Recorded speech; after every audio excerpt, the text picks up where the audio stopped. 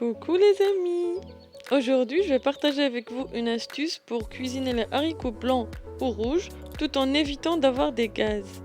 L'astuce consiste à rajouter des herbes et des graines. Croyez-moi, ça évite vraiment l'effet gaz des haricots. Alors la veille, il faut mettre environ 500 g d'haricots secs à tremper dans un grand bol d'eau froide et de sel.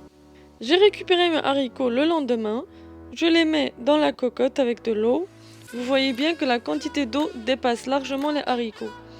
On va les cuire dans un premier temps uniquement dans l'eau, sans rien rajouter, surtout pas le sel maintenant, car c'est lui qui ralentit la cuisson. Laissez cuire environ 30 minutes sur feu moyen à partir du moment où la soupape siffle.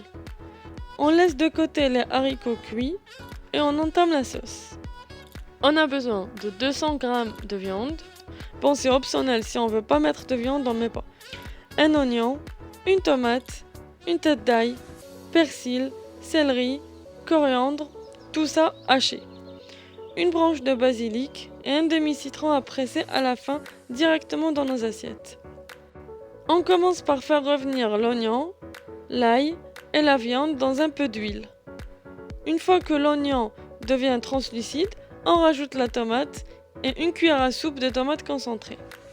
Une branche de basilic, 2 feuilles de laurier et une branche de romarin. On fait revenir tout ça avant de rajouter les épices. Pour les épices, on commence d'abord par le bouquet de coriandre, persil et les céleris. On met du cumin entier maintenant et on va mettre plus tard le cumin en poudre. Donc une bonne cuillère de graines de fenouil, curcuma, gingembre, ras el hanout, paprika, cannelle et poivre noir. On met tout ça dedans, on rajoute de l'eau, 1 litre à peu près, et on laisse la viande cuire. Une fois que notre viande est bien cuite, on verse les haricots qu'on a cuits auparavant, les haricots et l'eau dans laquelle ils ont cuit.